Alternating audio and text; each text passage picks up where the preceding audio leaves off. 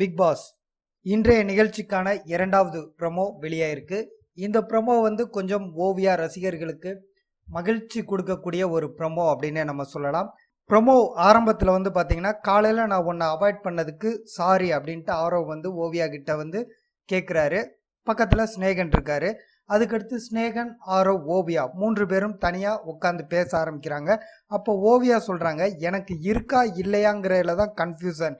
இல்லைன்னு நீ கிளியரா சொல்லிட்டா என்னால் மறக்கிறதுக்கு சுலபமாக இருக்கும் அப்படிங்கிறத தெளிவுபடுத்துகிறாங்க.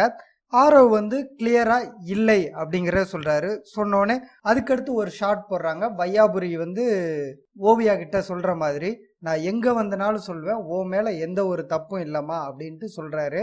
அதுக்கடுத்து ஓவியா சொல்றாங்க ஆரவ் கிட்ட கோவமா, ஆல் கிளியர், இதுக்கப்புறம் என் பின்னாடி வராத, எனக்கு என் வாழ்க்கை இருக்கு அப்படின்னு சொல்லிட்டு அவங்க கோவமா நடந்து போறாங்க. ஆரவ் ஒரு சைடை பாக்கெட்ல கை விட்டு வேடிக்கை பார்க்குறாரு.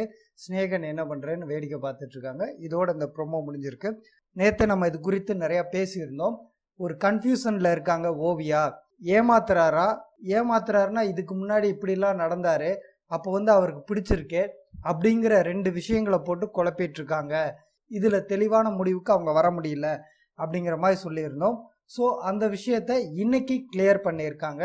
இது கிளியர் பண்ணதுக்கப்புறம் ஓவியா என் வாழ்க்கையில் நீ திரும்பி வராதே அப்படின்ட்டு ஆரவ் கிட்ட சொல்லியிருக்காங்க.